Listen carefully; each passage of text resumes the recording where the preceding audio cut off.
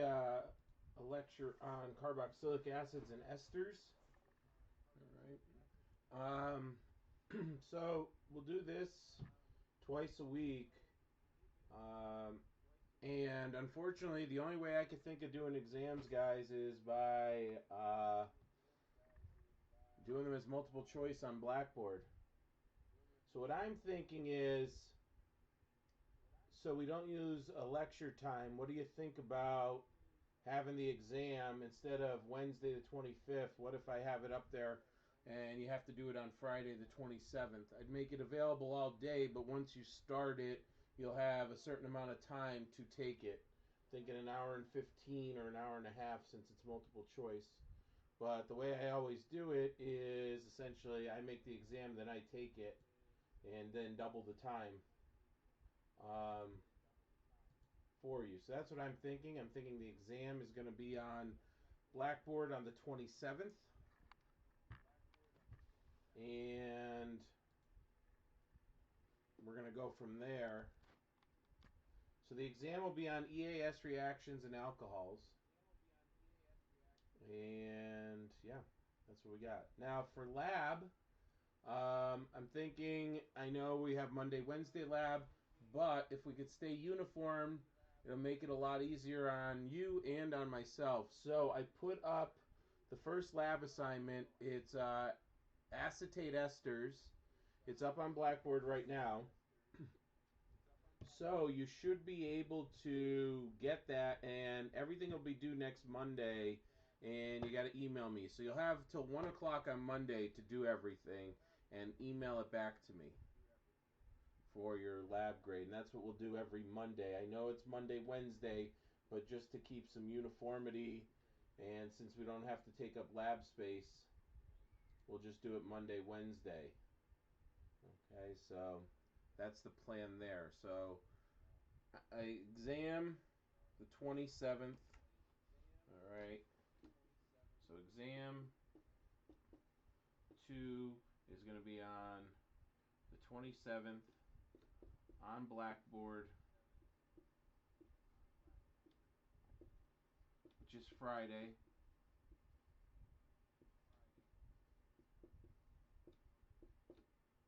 Lab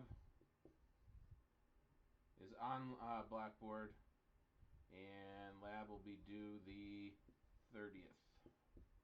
Whether you're Monday lab or the Wednesday lab, it'll be due on the 30th.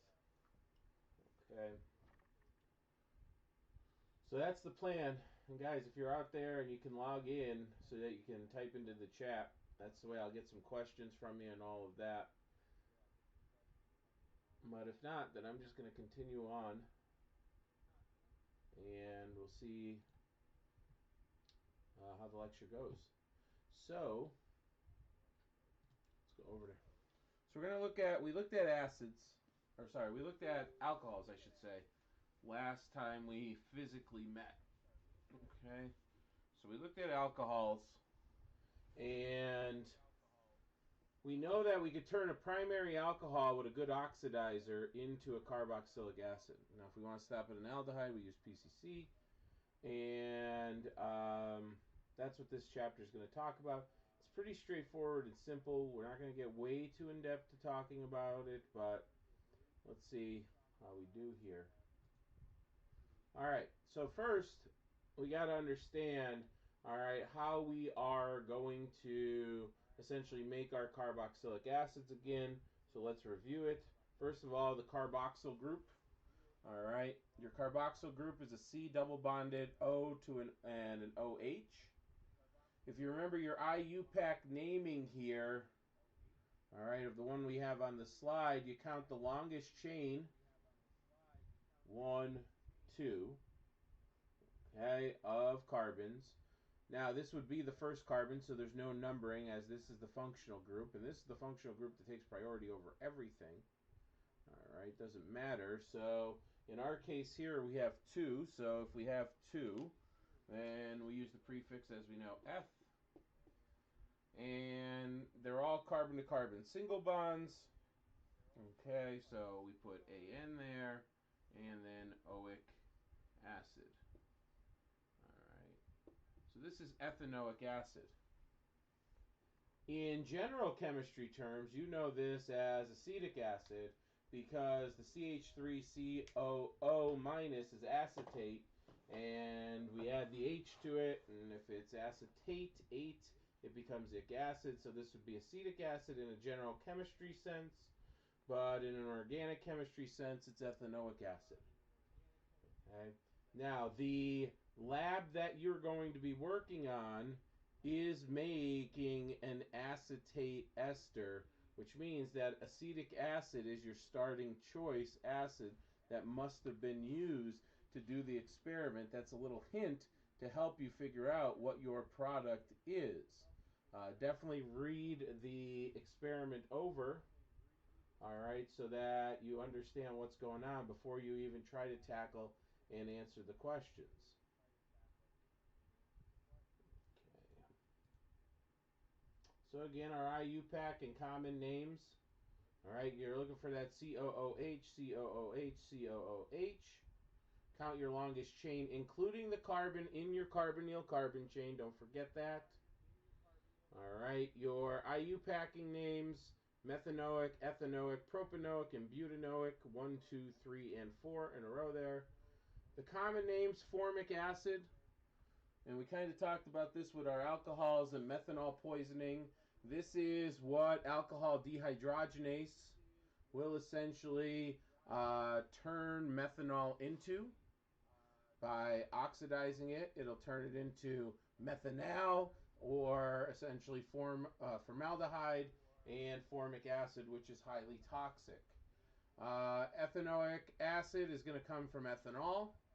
All right, using alcohol dehydrogenase. So this one, all right, acetic acid is a common metabolite. Therefore, we can drink alcohol in small quantities but not kill ourselves. And then you get into propionic and butyric, or propanoic and butanoic acid. And again, toxic to us. So, kind of funky. I think it's kind of cool that the way our body's metabolism works is that by just adding a carbon or subtracting a carbon, we go from an instant poisoning, all right, to something that would poison us, but it would take a little bit longer.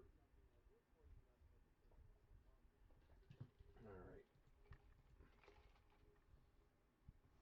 I want to point out some other stuff here in the common naming, because those of you who have to take biochem are going to see this notation common. Biochem doesn't use IUPAC. Okay? So those of you who have to take biochem or an upper level biology course, all right, the IUPAC name for this one is what? 3-methyl-butanoic acid. We got 4 in a row. This is carbon number 1 here. So let's do this. Red. So we have a 1 here. This is 1. This is 2. This is 3. And this is 4. So we have 3. Okay. 3-methyl. There's our methyl group. Butanoic, 1, 2, 3, 4, acid as the IUPAC name. In the common name, this would be butyric acid, all right, or as you can see there. But we have to talk about where is the methyl group. And they don't use in the common naming 1, 2, and 3 that we use in IUPAC. You find the carbon with the functional group. So here's the carbon with the functional group. All right. The carbon to the left is an alpha carbon. Whether it's to the left this way or to the right this way, wherever my functional group is, the carbon that's one off of the carbon with the functional group on it, okay, is known as the alpha. So this one is, oh God help me, the alpha. This is known as beta. This is known as chi over here. So instead of using the numbers 1, 2, and 3, In the common naming, we use alpha, beta, chi, and so on. Okay. So this would be a beta because it's 2 away, 2 carbons away, 1, 2, from the functional group. Okay. So we get my pen off here. There we go. So we got 2 away from the functional group carbon, and that's why it becomes beta. So beta methyl, we say what our side chain is, beta methyl butyric acid. All right.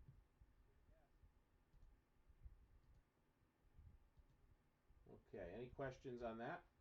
I don't see anybody logged into the chat, but if there is, just type something in there.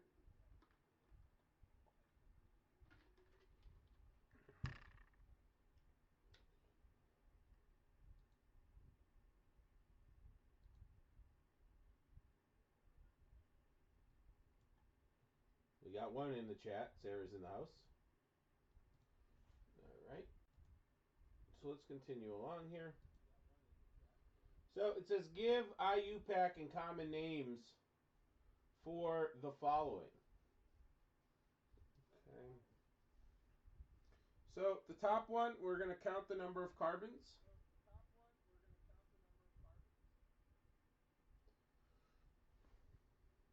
Okay, we got 2 carbons. 1, 2. My pen back here.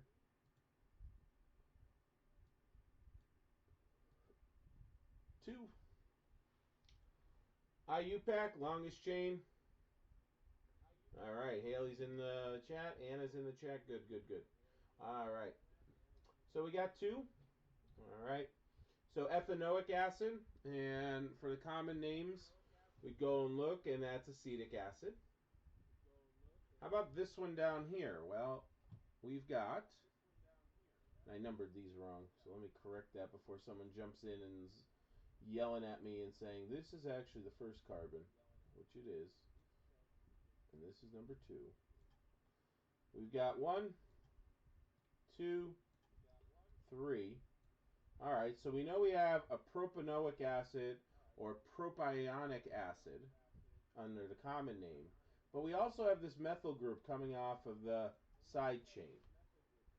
Okay, so this would be 2-methyl, all right, propanoic acid, or, all right, so here's our functional group, carbon, right here.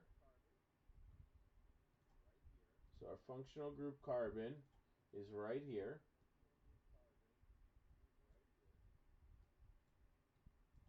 So that means this is my alpha, and that means this is my beta. Now you could have 2 alphas. If there was something over here, let's say we had a ketone, another carbon was here, this was a ketone, then this is an alpha carbon, and that would be an alpha carbon.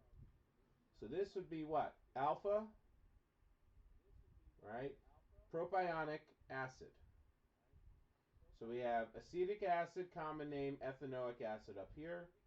We have 2-methyl propanoic acid, or we have alpha, all right, methyl propanoic acid.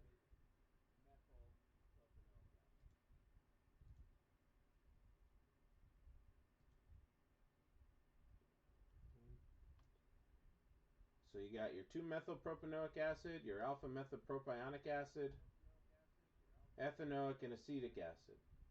Yes, you should be familiar with both naming types here, the alpha, and we already should be, really familiar with IUPAC, as we went through all the naming in Gen Chem 1. But we're going to review it here, like I said. But the new stuff is the common name because, like I said, you're going to see this more on like packages. You're going to see this in biochem and biology classes where they use alpha and beta stuff instead of 1s and 2s. Notations instead of saying the word stuff there. All right, so what are carboxylic acids? Carboxylic acids are weak acids.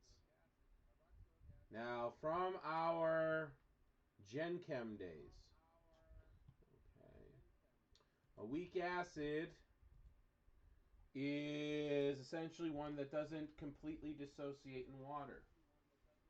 How do I know if I'm a weak acid? Well, there's only two types of strong acids. It's acids that are bonded to a halogen, which our carboxylic acids are not, and those that have two or more oxygen than we do hydrogen, like sulfuric acid and nitric acid, H2SO4.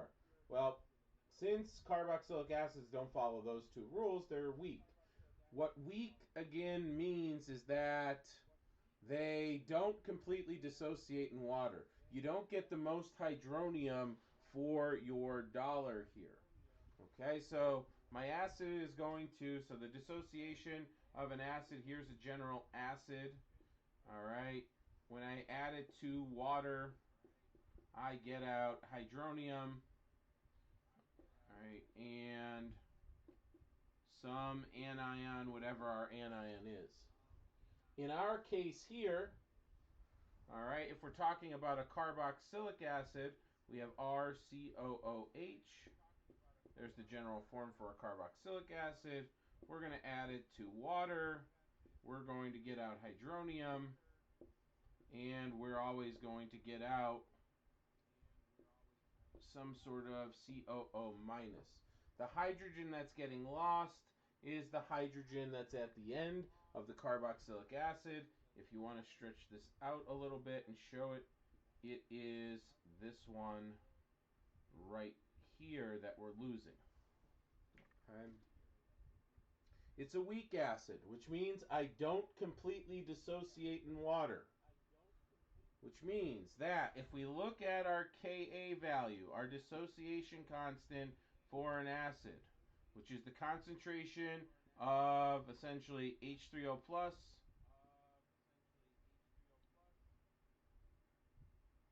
all right, times the concentration of whatever my anion is over the concentration of my original acid.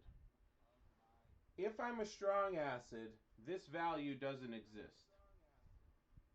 HA doesn't exist because everything breaks down completely, which means for a strong acid, I'm going to have a high Ka value. Well, this is not a strong acid. This is a weak acid. And something like acetic acid, like 99% stays whole. We don't get a full H3O plus. Now, this was Icebox. I know all the fun that you had with Icebox in Gen Chem 2. So, but that's where we figure out the concentrations of hydronium. All right.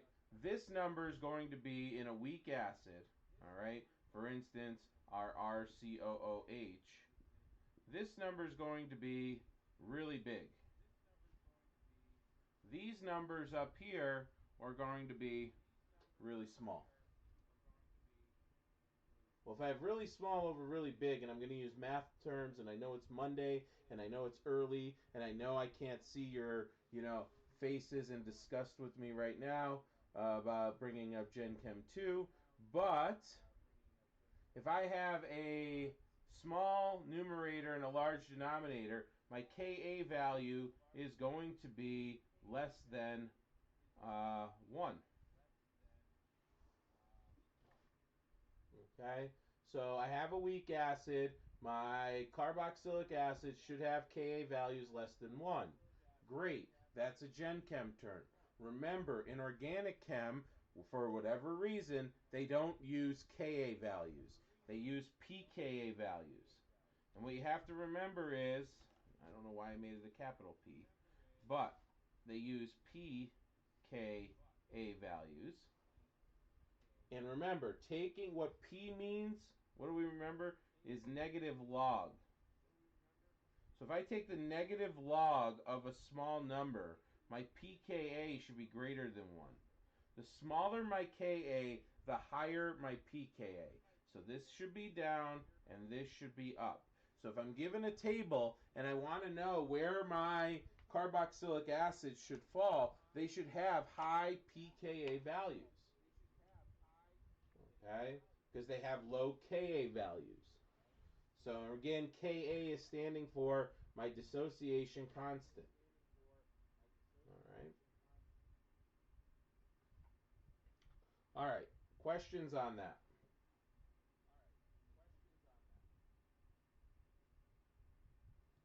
So just like any acid, all right, that dissociates, it's a two-way reaction.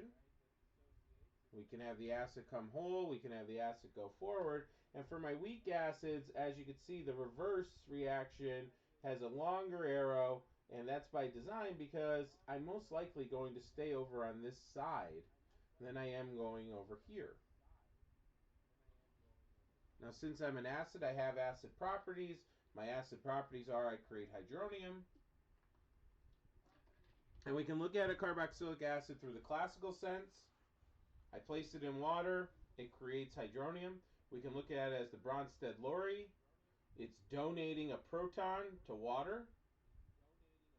Or we can look at it from the organic definition of Lewis acid and base, where I'm an electron acceptor or an electron donor. And again, my hydrogen is leaving.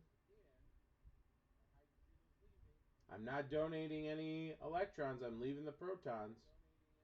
All right, so we can look at it from that sense here, where the oxygen in water is the electron donor and the acid is the electron acceptor. Because what will happen is the bond between the hydrogen and oxygen will break. Oxygen will make a coordinate covalent bond with hydrogen to make hydronium, and the electrons between oxygen and hydrogen will go back to the acetate anion. So since I'm an acid, I can be neutralized by a base, making a salt. Remember, a salt is essentially an ionic compound where the hydrogen or the cation or anion comes from, I should say, the acid. The anion comes from the acid, and the cation comes from the base. It's usually with strong and weak, but we can have that like this. Okay. All right, let's see our next slide. So we have our carboxylic acids. Okay. In order to get our carboxylic acid, we can either grab it off the shelf, or if we're out of it, we can use a primary alcohol. Okay, so review your alcohols. All right, but we can do the primary alcohol and oxidize it all the way to a carboxylic acid. Now, we can use that carboxylic acid with an alcohol. Again, this is what lab is up on Blackboard. We can use a carboxylic acid and an alcohol to create an ester. Okay. In our ester, we're essentially combining an alcohol chain, which is this one over here, with a carboxylic acid chain, which is this over here. Esters again have an odor. Those of you, which is the majority of you, who had Orgo 1, this was the banana oil experiment. Also the wintergreen oil, okay, that we use to make salicylic acid, all fall in that category. Okay. So esters are what give our flowers and fruits and things like that their smells, their odors, their fragrances, if you will, and their flavors. So again, we made the banana oil in lab, isopenyl acetate, all right, in our first lab. So how do we name esters? All right, so again, we're back to our IUPAC and our common. All right, IUPAC and common. The IUPAC name, you're going to have an ending of 08. What's up, Abby?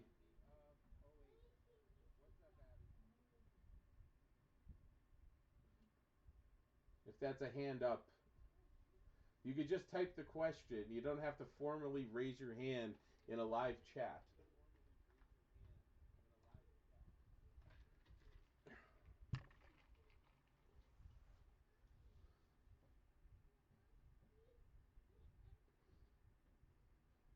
So professional, though, by the way.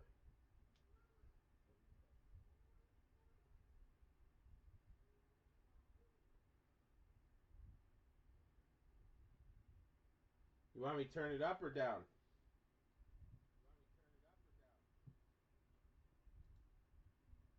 Turn the volume of the mic up or down?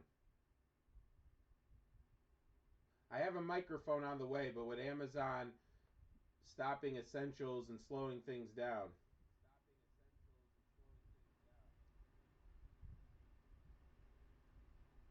I know I sound like I'm in like a tunnel here because the microphone is in the camera. Up. All right, how's that? Is that better? Is that better? Here's from where I'm like lecturing from in my chair.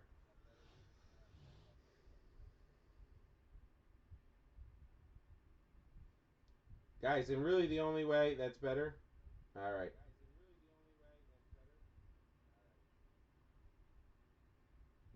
Again, I'll have a microphone on me probably for Wednesday. So I really need you guys to sign into the chat like you are so that I can get back and forth with you. All right, cool. Yeah. All right. So again, it's a work in progress. So we got this. Don't worry. I'm not panicked. I know you guys are all freaking out and panicking. We're good. We got this. It'll be all right. Okay? We'll figure it out. We'll get through it. We'll learn the material you need to learn. We're going to get through it. Let's do it. All right. So again, our ending for IUPAC is 08.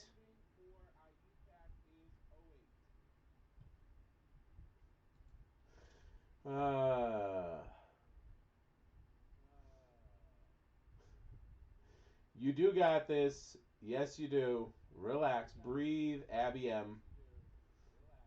Abby B is raising her hand in a live chat. I've seen it all. Thank you. You made my day. You made my week, and it's only Monday, Abby B. Okay. So, let's talk about this. All right. So, again, you have two sections. You have the section that came from the alcohol over here. And you have the section that came from, and we talked about this at the end of the carboxylic, or the alcohol chapter. Remember I said, okay, we want to make an ester, but all we have available are alcohols to us, so how are we going to do this? Okay. So we take our alcohol, this is over here. This is going to be the side chain with the YL. So whatever this is in IUPAC, whatever length of chain this is, all right, in our case it's a methyl. And then over here, all right, is our carboxylic acid. The carboxylic acid side gets the O8 ending with their longest chain. So this is 2, so ethanoate, and this is 1 over here, methyl. So IUPAC says methyl ethanoate. Now with the common name, there is no alphas and betas yet because we don't have any side chains. We just have to go back and realize it's still methyl, because that's still a methyl group on this side. But we have to remember that a 2-carbon chain is acetate. All right? Acetate. Okay. So this would be methyl acetate. So the question is, all right, what 2 things did I put together, okay, to create methyl ethanoate? Well, I have an alcohol, and it only has 1 carbon, so it must have been methanol. All right, so it must have been, I must have started with methanol, CH3CO, or CH3OH, I should say, methanol. And I had to start with an acid, and it must have been acetic acid, or as we know it, CH3COOH, ethanoic acid.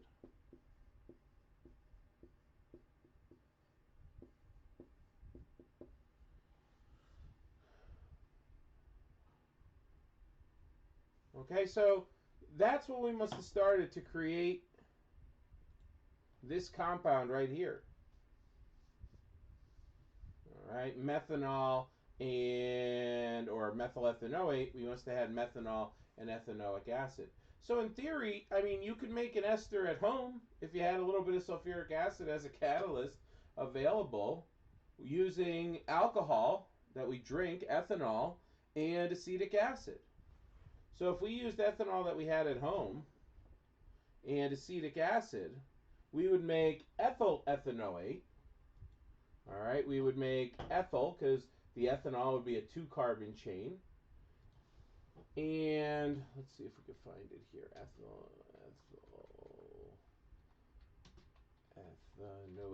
I believe that's the one that smells like Elmer's glue. Yeah, it smells like glue. So ethyl ethanoate is the one that's used in glues, nail polish remover, and where it's more important, ethyl ethanoate is used in decaffeinating, well, at least in my opinion, where it's more important than the smell of glue and nail polish, is that it is used to decaffeinate coffee and tea. Okay, so it's used to decaffeinate coffee and tea. So here's some esters that have different. So let's look at this. This is ethyl methanoate. Okay, so this is made from formic acid or methanoic acid. Okay, so methanoic acid, here's our acid, 1-carbon chain, here's our alcohol. So formic acid and again ethanol. So we end up with ethyl methanoate, and that's in raspberries. Ethyl butanoate, which would be ethyl alcohol. Okay, and butanoic acid or butyrate, butyric acid in the common name. That's the smell in pineapples and the flavor in pineapples. All right, so here's a smell that's in pears. Okay, responsible for the flavor and odor of pears. Give the IUPAC and common name. So we're going to break it down. We have our chain here that's bonded to the double bonded O, so that's going to get the O8 ending. The way I remembered it in school is the double bonded, again, Abby B, a long time ago, where I don't even know if this would have been possible if this happened when I was in school, because we were writing everything on, rocks with a chisel. But I remembered it where the double bonded O, whatever carbon in my esters, that got the O8 ending. So we have 2, so that would be ethanoate. And then over here we've got 1, 2, 3, so that's a propyl group. So propyl ethanoate would be the name of this. All right, so our alcohol would have been propanol, and we would have started with ethanoic acid, also known as acetic acid. So this would also be known as propyl in the common name, acetate. Okay. As opposed to propyl ethanoate.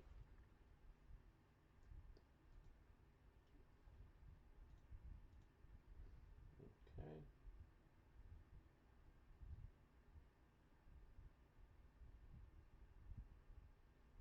All right. So for a little bit of homework and stuff like that to give yourself a try at it. And again, the lab that I have up there, and the reason I chose it is because I knew this was this lecture, and it'll be a good review for this. Okay? It'll be a good review for doing this. So draw the structure of the following compounds. You got 3-bromobutanoic acid and ethyl propanoate. All right, how about this one? How would we name this one in our common names? Well, we know it's butyric acid, right? So it's 4 carbons. We call it butanoic in IUPAC, 3-bromobutanoic acid. We know it's butyric acid, okay? But how would we label that bromine? Okay. We wouldn't use 3 again. We'd have to go back to our Greek alphabet here. Here's our primary carbon with a little star on it here. I'll put a little mark there. So this is alpha. This is beta. So this would be beta. Yes, exactly, Abby M. Beta bromo. And then again, 4 of them butyric acid. All right, so ethyl propanoate is the common name. This would be ethyl propanoate. All right, so how would we have made this compound? Well, if we wanted to make, how would we make this butanoic acid 3-bromo? We'd probably have to start with like an alcohol, would be our best bet. 3-bromo butanol, if possible. If we really want to get technical, we can go way back to our SN1, SN2 kind of reactions, get a functional group on there that'll leave and replace it with bromine, but we don't need to get so complicated. Then we can go down to our ethyl propanoate, also known as ethyl propanoate, and let's look at what we got here with this. All right, so what 2 compounds did we start with that essentially would give us this? There we go. Give us this compound. That's the other question. Well, we look here. We've got a 2-carbon chain. This comes from, again, the alcohol. All right, so this comes from the alcohol. This comes from the acid.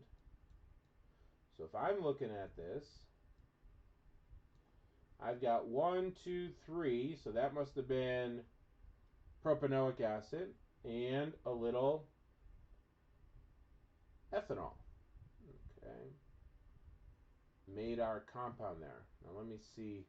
I don't know off the top of my head, but let's see what ethyl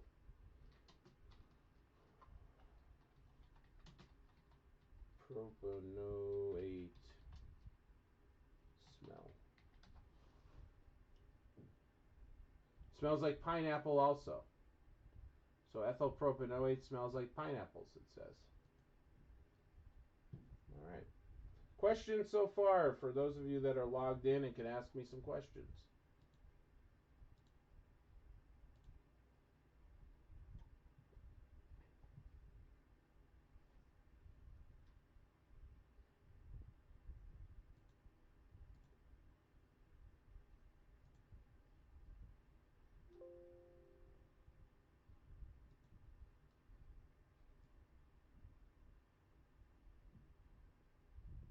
Just want to see where we're at here.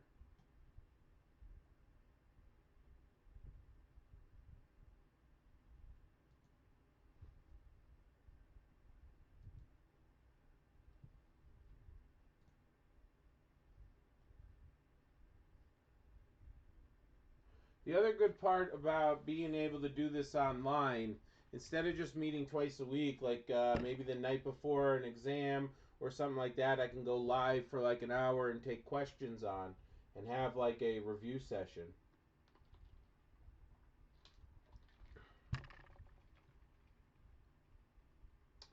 So that could help out too. So this isn't the worst thing in the world here.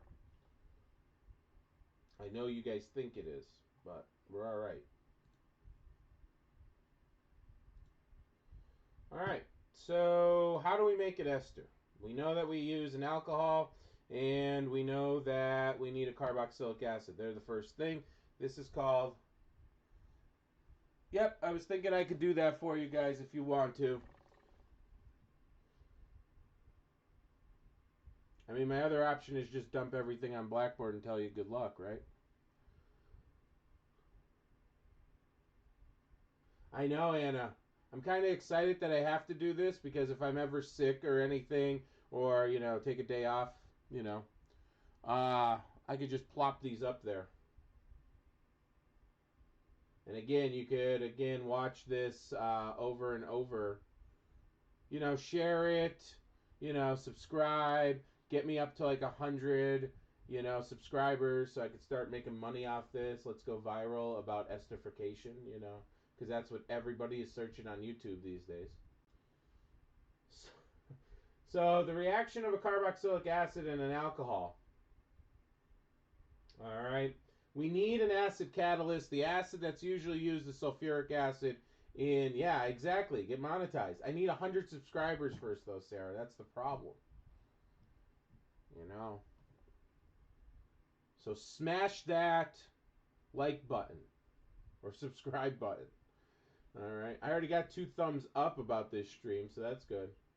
Yes, Abby M, you will get a cut.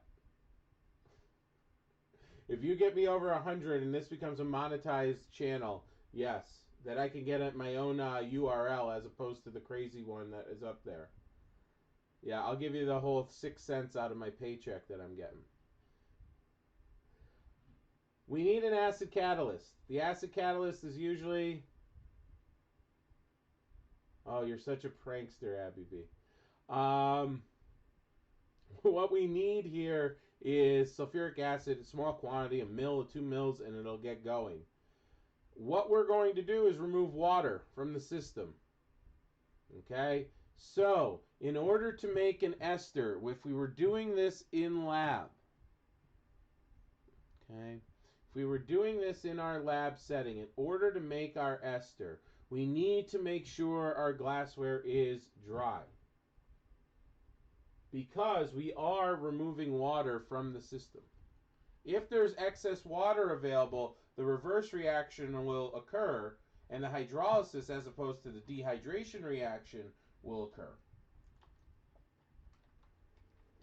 So, we have, where are we going to lose our water? You have your OH and an H going to be lost. Water coming from these functional groups right here. And you end up with your ester. This one would be ethyl ethanoate, 2 carbons, ethyl ethanoate, also known as ethyl acetate. Okay.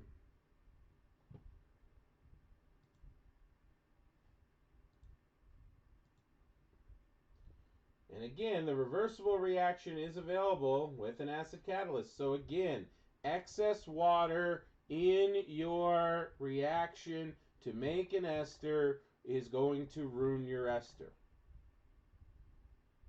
Straightforward, simple, just like that. Okay? So you have to make sure that your glassware is dry.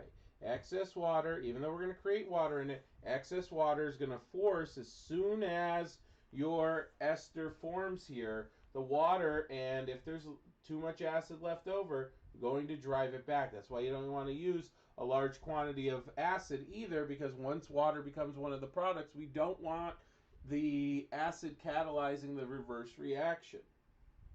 But it will. It'll hydrolyze that ester linkage. And that's important in looking at biochem reactions too, hydrolyzing the ester linkages. Right.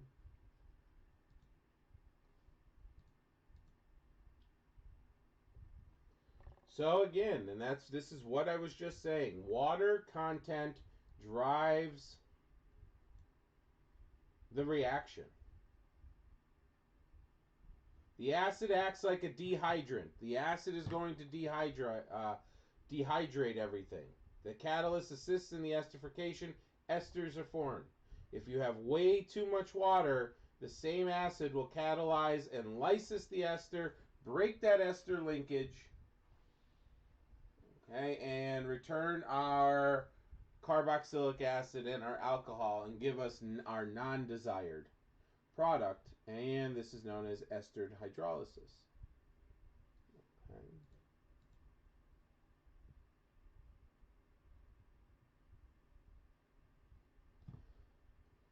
All right, let's see how much more we have, because I don't want to overdo. Yeah, we might as well finish it up. And we could use Wednesday's class time as a review. Are you guys that are logged in, are you guys good with having the exam on Friday? Will that be better than having it on Wednesday? Are you cool with that?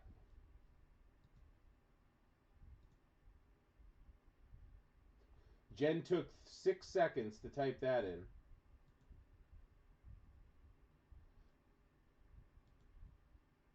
Kaylee signs in just to say yes. Didn't care about anything else. Just yes, let's have the exam on Friday.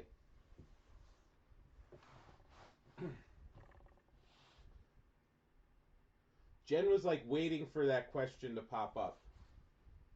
So how about we do this? I'll finish the esters right now. And I'm actually using a streaming platform, so I have the live chat going, or the live stream going, that'll be uploaded, but I'm actually going to upload just the lecture part here. Tyler's in there saying yes, good. And then once I stop the recording of the lecture, we could sit and chat for a little while. So we'll use Wednesday as a review session. I'll come on at 9, and we can review EAS or anything from alcohols that you want to review. All right, so saponification. Esters reacting with the base produce the salt of a carboxylic acid and an alcohol. Now, saponification could also be used with just a long chain carboxylic acid, which we know as a fatty acid. Okay, so homemade soaps could be made from animal fats or plant sterols, or plant fats, I should say, not sterols, but plant fats that essentially you could mix with lye, sodium hydroxide, and make soaps. All right, so you have this end here, the salt of the carboxylic acid in the presence of sodium hydroxide, and then over here, all right, so the OH leaves, bonds up to the alcohol group. So over here, ethanol is reformed, and we create a soap. Now, this would be a terrible soap. Okay? The salt of the carboxylic acid would have a 2-carbon chain, and this would actually be an awful soap to use. And I know those of you who had me for Gen Chem, we kind of talked about this. All right, but we'll talk about it again here. Why is this a horrible soap? Does anybody know that's in the chat why this here would end up being a horrible soap? So in our case here, we're getting rid of the alcohol part. It's going with the hydroxide and remaking the alcohol. And we're ending up with the salt of the carboxylic acid. And this would be technically our soap. A fat chain, a carboxyl chain with an ion. Okay. But do we know or remember why this would be a terrible soap?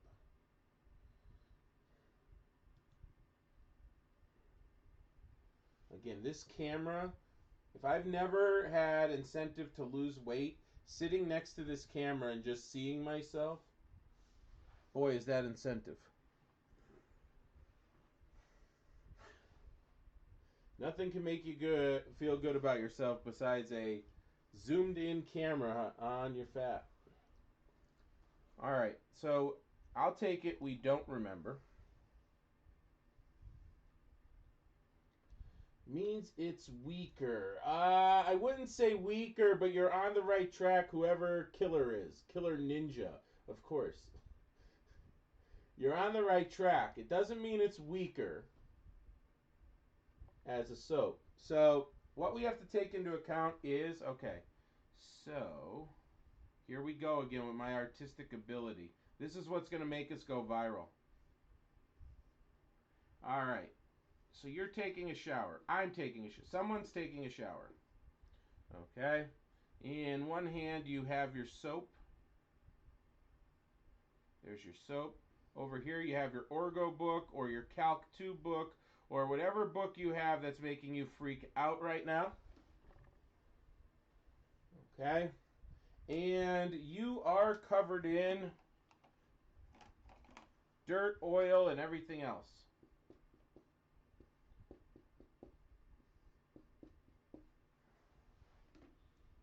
Okay. There's my beautiful drawing of you sitting or standing in the shower. Okay. Or a person standing in the shower. The idea is when you shower, you lather up with the soap. Now the key is that a soap must have a polar part and a nonpolar part to work as a soap. So here's our polar end right here. Here's our nonpolar end over here. So we got our, what is known in biochemistry terms, our polar head and our nonpolar tail. Okay. So our polar head and our nonpolar tail. We need both. If our soap was completely polar, as soon as we placed it in water, water would dissolve it. Likes dissolve likes. Water's a polar compound. On the other hand, if we were completely nonpolar, the water would do absolutely nothing and we'd be in the bath or the shower with a brick. What we need to happen is oil is nonpolar, so water, splashing your face with water isn't going to really clean you. We need something to be attracted to that oil. So our soap inside our bar of soap is essentially our nonpolar tail bonded to our polar head.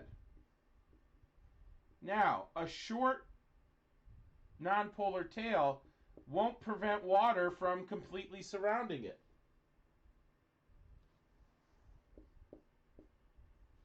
Okay? The nonpolar tail needs to be long. 12 to 16 carbons, depending on what we're looking at, would be preferential. A 2-carbon chain, water is still big enough to surround that polar head and to completely dissolve it. I need something that's really long to prevent water from completely dissolving my soap really quickly. So what happens is, as you lather up your nonpolar tail, I'll call it MPT, surrounds the oil. All right. It's attached to the polar head. And after you're done lathering up, you rinse. Now that polar head is going to be attracted to this water. And like a giant conga line, it goes down the drain. So again, every time I lecture about this, and we talk about soaps and the idea that we need longer nonpolar tails, I always mention that, next time you're in the shower, and if you're in there with somebody, you can explain how the soap is working. And again, if they stay in the shower with you, while you're explaining them how soap works, you should marry these people. The other thing I always say is, unfortunately now, whenever you decide to go take a shower or a bath, you're going to think about this lecture and you're going to think about hearing my voice, so I apologize for that. So good luck with that. Next time you take a shower. Awesome. All right, so any questions on why we need a longer... So if you were making a soap in a lab, you want your O8 or your fatty acid chain. All right, so the O8 chain or your fatty acid chain. Your alcohol chain is not going to matter if you're using an ester. Okay, but the O8 part, the part that came from a carboxylic acid, you want that to be a long carbon chain.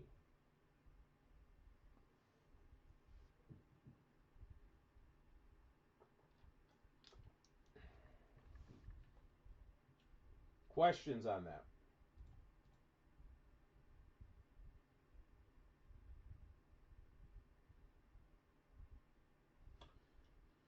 This right here, quiz question, kind of leads into the lab question that you're going to answer, except in the lab I ask for a mechanism.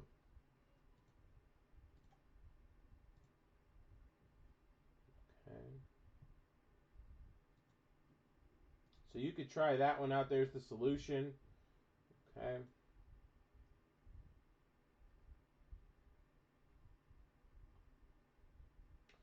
You could try these out for homework also. What happens when excess water and an acid catalyst and all that fun stuff.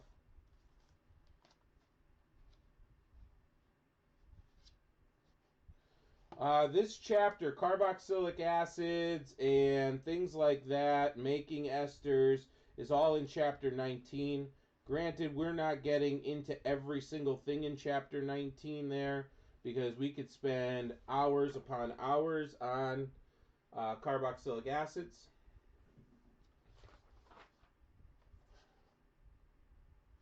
But esterification and things like that, 19.14 is esterification.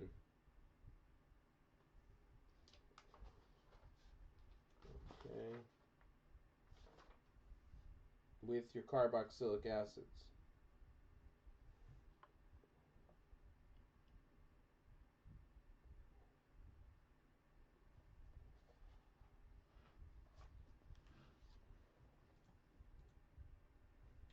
Again, on this slide here, we're looking at pKa's. Remember, the lower the Ka, the higher the pKa.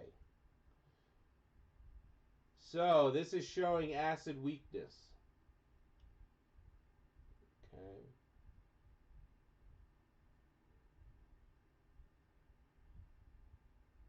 So the lower the Ka, the weaker my acid, the higher the pKa. Adding more, so formic acid's pKa is less than acetic acid's. Adding more carbons makes me a weaker acid.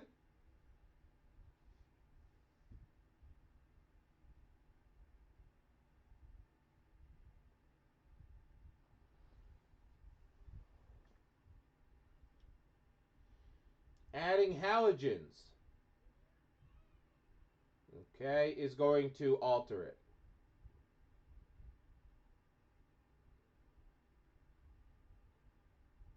The bigger the halogen, the weaker my acid. Higher the pKa, the lower the Ka.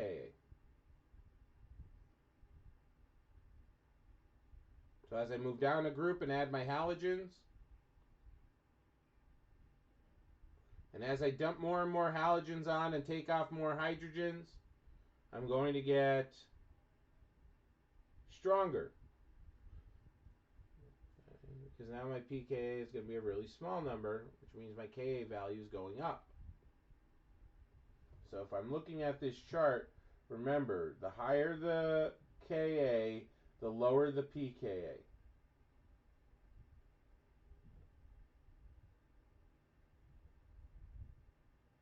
So the higher the pKa, the weaker I am as an acid. And this is all this fun stuff, and Henderson-Hasselbalch, and GenChem, and KEQ, and KA, and Icebox, and all of that fun stuff. How about resonance in our carboxylic acids? We do get some resonance. We get more resonance as an ion versus as being bonded. So, as an ion, I have two resonance structures that are equal to one another. Which means, so these two here, when I am present in water, my product, the ion that goes from my acid, or my conjugate base, if you will, gives us more resonance stability than if I was the acid intact, protonated still. Because here I've got no charge, but when I move and try to create resonance, now I have a positive charge, which oxygen doesn't want to be, and a negative up here. But by doing this small resonance stability, this will make this hydrogen more susceptible to be pulled off, because again, oxygen doesn't want to be 3 bonded. So if I make this a positive oxygen with the hydrogen on it, okay, like so, this is going to be more readily plucked off by the base of water and make that coordinate covalent bond. So this makes it more easily to protonate, resonance, But we have more stability resonance in the ion because we can flip-flop here and keep the same charge across the molecule.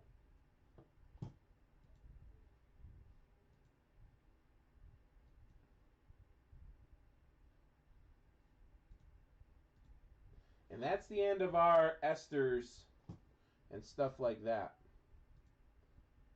Okay, again, chapter 19, some questions in there. I'm going to stop the recording.